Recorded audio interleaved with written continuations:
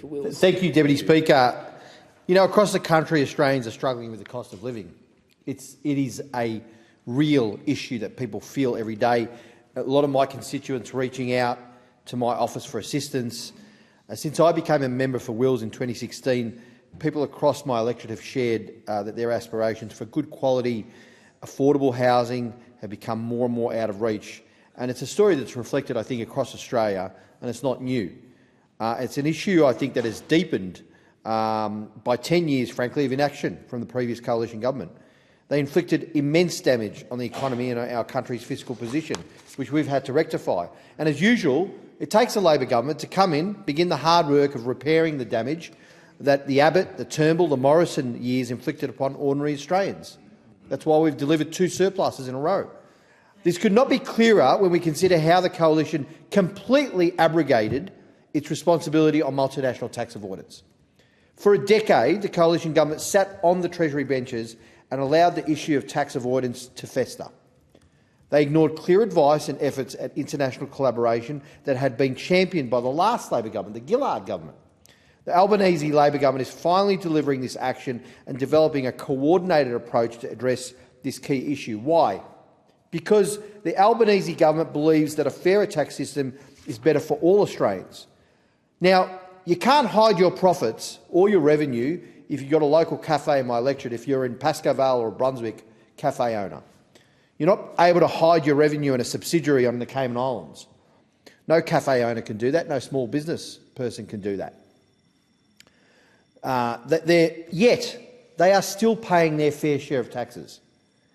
The average punter is paying their fair share of tax, whether it's a small business that they own or run, or whether it's their salary or their wages. They can't hide what they make from the tax man. Yet the multinationals do and can and have. That's why the Albanese government believes in transparency and global coordination on multinational tax avoidance, because the system has been gamed internationally for too long. And this is about ensuring the profits of multinational companies are not hidden offshore, but they pay their fair share of tax that can go back into our budget and deliver the services that the Australian people need. Now, to support the government's effort to crack down on multinational tax avoidance, the government is introducing the Multinational Global and Domestic Minimum Tax Bill. This legislation delivers on the government's election commitment to ensure multinationals pay their fair share of tax by implementing a 15% global and domestic minimum tax rate. And this is it forms part of a coordinated approach across more than 130 countries to implement the OECD G20 two-pillar solution, a 2021 international agreement to address the tax challenges that have coupled the rise of the digital economy.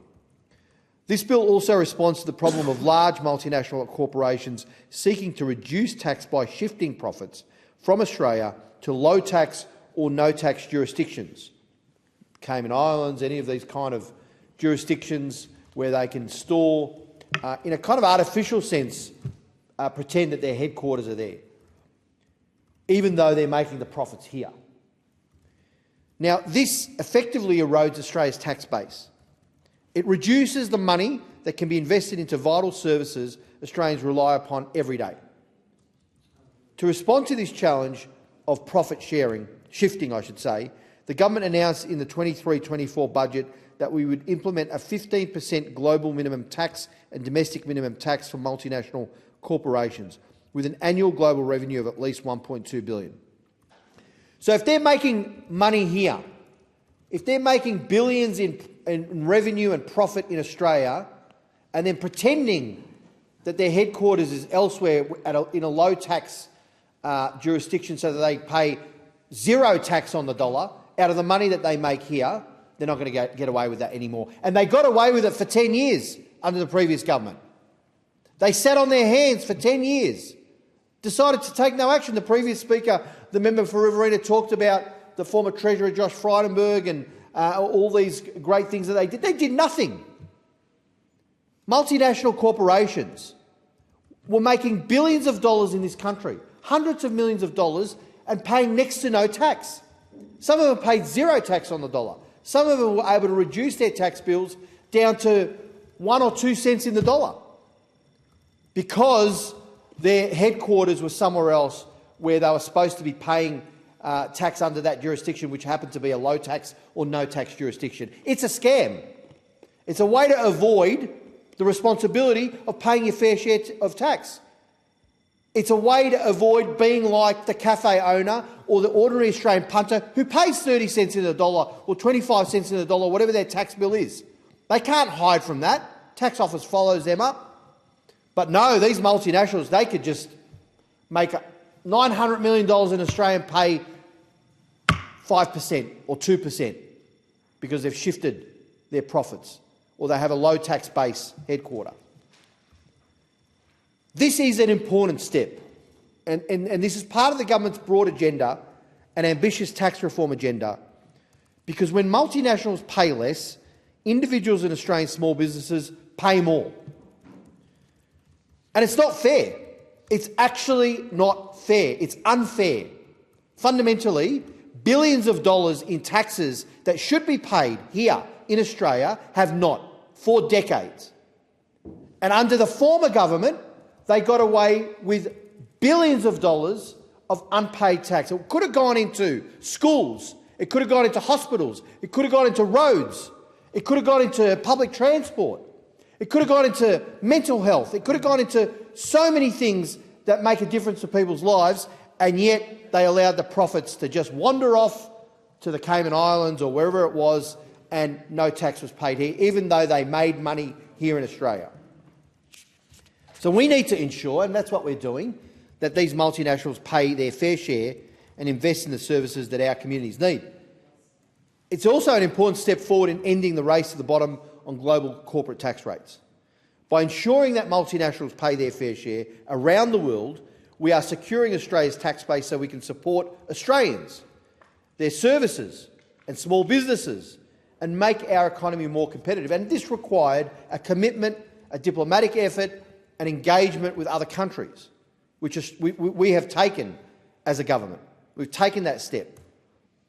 I mean, the last leap forward on transparency and global cooperation in taxation was introduced back in 2012 by the Gillard government. Then we had Sleepy Hollow for 10 years under the coalition. They did nothing. The previous speakers talk about a couple of little peripheral changes here and there. They did something on thin capitalisation, did this, that. Guess what?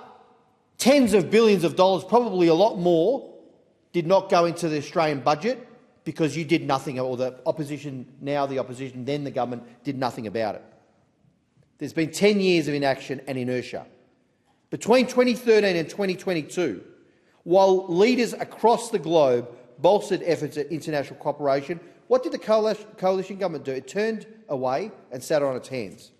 There were mounting calls for international coordination in the wake of the first Panama Papers, then the Lux Leaks, then the Paradise Papers, all revealing widespread and sophisticated efforts by individuals to avoid tax. And still the coalition failed to act. And this was despite warnings that this challenge from everyone, from every organisation, the IMF, the President of the World Bank. And the first thing that the coalition did when they came into government back then, after the Gillard government, you know what they did? What was the first thing they did? Not try and engage in tackling this problem, Deputy Speaker. They sacked 4,700 ATO workers. Oh, that's going to help. Let's just completely denude the very people that we need to work on this problem. And then you've got the former Treasurer Joe Hockey's pledge to end the age of entitlement. Guess what? It was actually accelerated. The age of entitlement was accelerated for the big corporates, for the big multinationals. The research shows, and I alluded to this earlier, Deputy Speaker, how many billions of dollars went begging? How many billions of dollars that should have gone into the Australian people, through services through the Australian government providing them, how many went offshore? How many billions? Does anyone know? I hear the member here says a lot. I'll tell you, Deputy Speaker, it was around, the estimates are around nearly $600 billion in profits that were shifted into tax havens, just in that period of time. $600 billion. What do you reckon we could have done with that as a government, as a nation, to address inequality, to address the needs of the Australian community? Quite a lot, actually. That's accurate.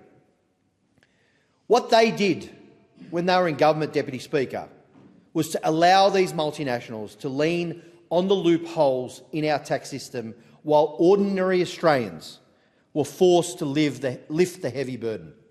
Your mum and your dad, small business owner, your punter down there who's working at Woolies and paying their taxes, your salary earner, your wage earner, they were doing the heavy lifting, while the big multinationals just flew out like a big dragon with their booty and their loot and deposited it over in their low-tax, no-tax haven on some island in the Caribbean. And they stood by and watched that happen. No, they helped them. They facilitated it. They didn't care. So despite the pitiful efforts or lack of effort that was made by the coalition to take this problem seriously, to actually do something about it, to make a difference, it's taken us, the Albanese Labor government, to deliver on the international best practice to ensure a fairer and more transparent tax system. This legislation is going to be peer-reviewed. Advice will be given to the OECD to ensure it is consistent with other jurisdictions to end that race to the bottom. Implementing this global minimum corporate tax will also allow the government to apply a top-up tax on large multinationals operating in Australia where their overseas income is taxed at lower than 15% rate. Implementing a domestic minimum tax complements the global minimum tax and ensures that Australia, rather than other jurisdictions, collects revenue from locals under taxation. By making multinationals pay a minimum effective tax rate of 15%, the OECD estimates annual global revenue gains of over $300 billion. So Australia, under the Albanese government, is joining other countries, the UK, Canada, Japan, South Korea, the EU and other jurisdictions in implementing this global minimum tax from 2024. But that's just one part of Labor's larger plan when it comes to the tax system. The government has also delivered enhanced public scrutiny on tax information, which will give the parliament and the public better information about the amounts of tax multinationals are paying in Australia. So we can see providing that transparency is at the heart of our tax reform. And under this government, public companies, listed and unlisted, will now be required to disclose information on the number of their subsidiaries and their country of tax domicile. This will increase transparency on their corporate structures and whether they are operating with opaque tax arrangements. Flush that out, Deputy Speaker.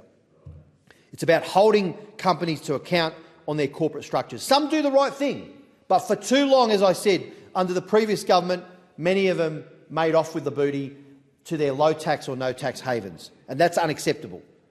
The government's also introduced legislation to bolster country-by-country reporting to ensure deeper cooperation on an international issue and deliver greater accountability to those multinationals. And in addition, the Albanese government has strengthened the funding for the ATO's Tax Avoidance Task Force by $200 million a year over 4 years. This is another aspect of how the government's transparency agenda will deliver greater accountability. And it's backed up with real action and increased funding so the ATO has the resources it needs to deliver on the government's agenda. Deputy Speaker, multilateral taxation coordination is not exactly a phrase that usually makes the front pages of the paper, depending on your choice of reading. But it is an issue that I have been personally and professionally involved with for many, many years, because it was fundamentally unfair what was happening. The billions of dollars that could have gone to services for the Australian people because those multinationals were not paying their tax, their fair share. And I worked on these policy issues when we were in opposition, and the policy work that, the great work that Jim Chalmers, the now Treasurer, and the Assistant Treasurer Andrew Lee worked on. And we're delivering now in government. That's what governments do, deliver and make a difference. And in this place, we care about the real-world implications of these policies.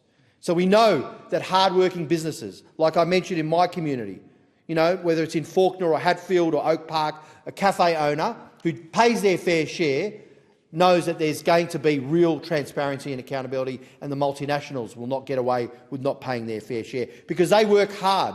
They've got the blood, the sweat and the tears that they put into their small business or their work that they do. And it's about ensuring that they don't pick up the slack left by multinationals and their armies of accountants who shift profits to tax havens overseas, that there's fairness in the system. That's why this government is committed to being a leader on the international stage when it comes to multinational tax avoidance and minimum rates of global tax.